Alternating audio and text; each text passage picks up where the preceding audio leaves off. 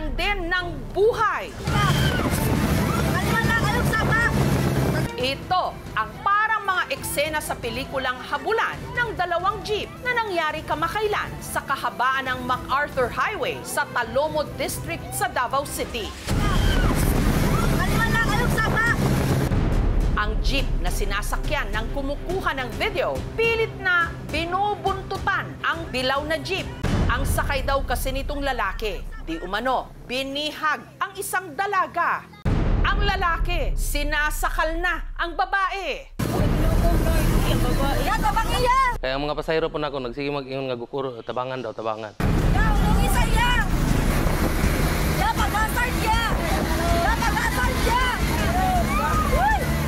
Hanggang tumitindi na ang tensyon.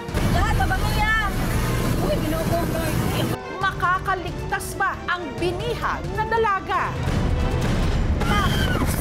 Ang isang ordinaryong araw sa Davao City nauwi sa bangungot nang sa loob ng isang pampasaherong jeep. Ang isang lalaki bigla na lang sinaktan ang katabi niyang dalagita. Ayon sa driver ng dilaw na jeep na si Ronnie, ang lalaking parang ng hostage sa babae, isa raw sa kanyang mga pasahero. Nagsakay ang suspect, ma'am, diya sa may barangay. Wa ko kadungog, ang singgit lang sa babae nga tabang. Ang iba raw na 8 mga pasahero ni Ronnie, agad daw nagpulasan. Hinay lang ng dagan ba, mo to nangambak sila. Sila nalay nabilin, kaya manggi tuok ang babae. Balak daw sanang saklolohan ni Ronnie ang dalaga. Pero pinagbantaan din daw siya ng suspect. Masuko man siya. Pag muhunong ko, patyon niya ang babae. Nahadlok gid ko ato. Hanggang nagka-ideya si Ronnie. Nangita ko og pulis, padulo, adto kog ulas. Kay wala may laing outpost nga pa-highway lang. Ulas lang man ang duol. Syagit naman ang babae, nangayo og tabang. Mga pasahero po na mo, si syagit na tabangan. Tingnan naman driver na ihunong. Dili man ihunong sa driver. Pagdating ni Ronnie sa isang kanto ng Barangay Ulas, kung saan naroon ang tinukoy niyang police outpost, agad niyang inihinto ang jeep. Ang konduktor na si Noel agad tinignan kung armado ang suspect. Una na ugitan na ang kamot sa lalaki kung naabay kutsilyo dala o wala man.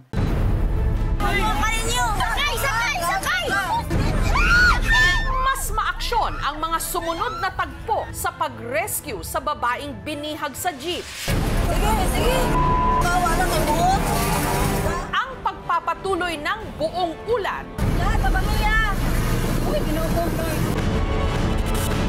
Susunod na.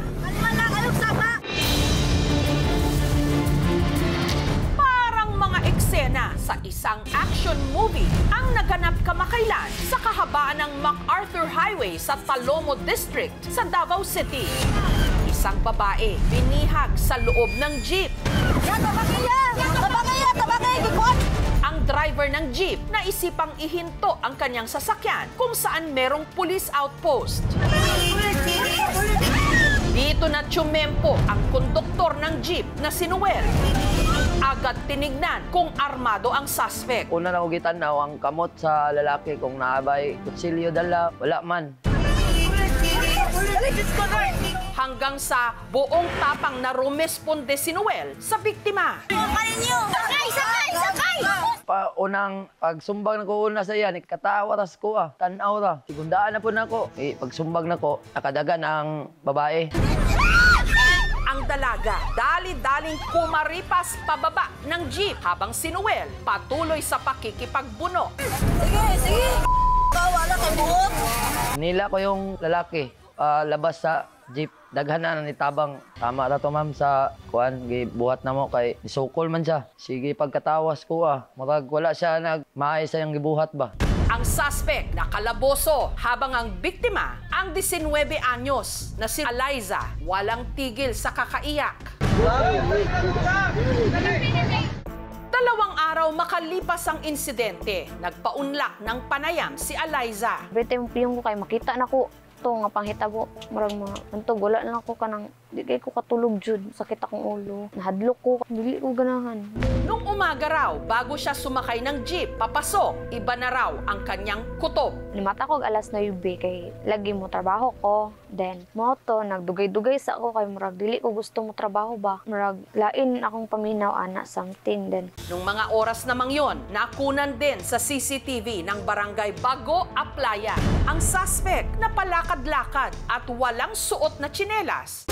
Ilang minuto lang pagkasakay ni Eliza sa jeep papasok sa trabaho. Nung bigla raw sunod na sumampa ang suspect na halatang agresibo. Namili siya kinsa iyang anoon. Nagunitan man niya akong kamot kay nag-anak man ko. Sukol ko siya, gisipa na ko siya, gitulak na ko siya pero kusgan jud siya. Then mo to pagtulak na ko, nag-action kog baba. Pag-action na kog baba dito na murag nalak ko niya. Mo to natuok na ko niya.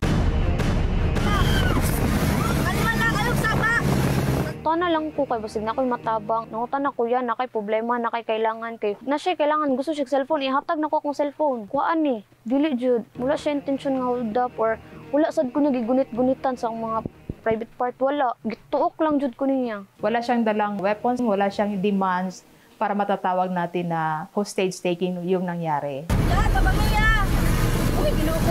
Sige, kung tawag sa Ginoo na, Lord, tabangi ko, kabalo ko, nga naragyapon, nakas akong kiliran, ana. Nga naagyapoy tao, naadyo tao nga nakadungog, nga nakakita, nga nitabang sa kuha. Hanggang dumating na ang saklolo. Nadugay pa kong baba, kay gibiran niya akong buhok niya, giipit niya akong bag. Pagtanggal tanan, dali-dali na akong baba. Pero ano nga ba ang tunay na pakay ng suspect? Ang suspect na kinilalang si alias Loy-Loy, nasa kustodiya ngayon ng pulis. Paliwanag niya, may pinagdadaanan daw kasi siya nung araw na yon. Hindi raw kasi niya alam kung saan kukuha ng pampalibing sa yumaon niyang partner. Libing bukas, ma'am. Punta lang sana ako doon kasi pangingin ako ng tulong. Auntie ko, biglang pumasok ko sa isip na ganun.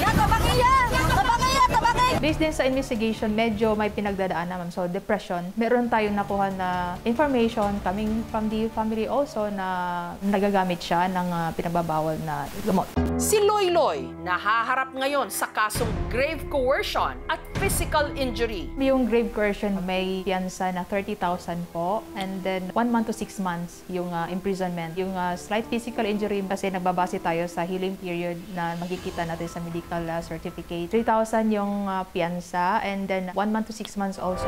Nitong Martes, formal nang nagsampa ng kaso si Eliza sa korte. At dito, muli niyang nakaharap ang suspect. Hingi ako ng tawad sa kanya, ma'am. Hindi man talaga tama yung nagawa ko. Dili kabayaran niyang ang sorry sa iyang gibuhat sa kuha. Grabe. Sa tana, tibok na ako kinabuhi. First time na ko nga nasakal kong taman. Para matulungan na tuluyang makarecover si Eliza, inilapit siya ng aming team sa isang psychologist. Meron siyang acute traumatic stress disorder dahil sa nangyari sa kanya. She has to undergo an intensive psychotherapy. We're gonna offer a free psychological intervention for Eliza para naman matulungan natin na ma-manage yung kanyang signs and symptoms. Yung headlock na ginawa dun sa jeep, yung kamay niya nandito sa kabilang side ng leeg at yung malayong kamay niya nandito sa kabilang side ng leeg ni ate. Since nandito yung kamay niya sa malayo, kailangan natin i-push yung kamay niya palayo sa leeg natin. Dapat sumigaw na siya para makita rin ng driver. Ang ipinagpapasalamat na lang ni Eliza, nakaligtas siya. Utang daw niya ang kanyang buhay sa konduktor na buwis buhay din siyang sinaklolohan. Sa araw na ito, gusto niyang iparating ang kanyang walang hanggang pasasalamat.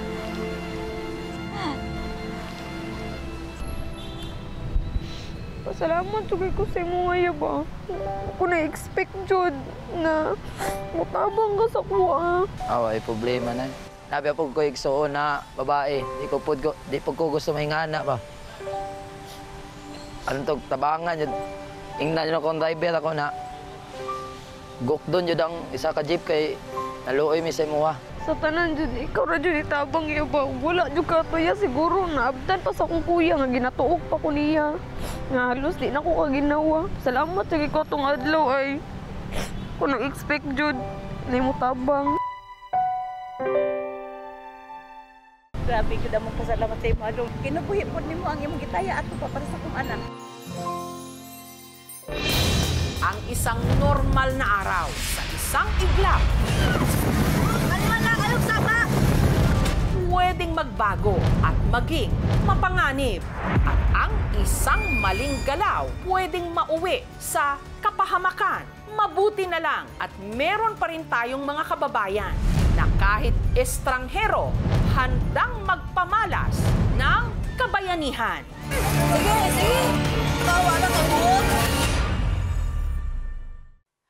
Thank you for watching, mga kapuso. Kung nagustuhan niyo po ang videong ito, subscribe na sa GMA Public Affairs YouTube channel.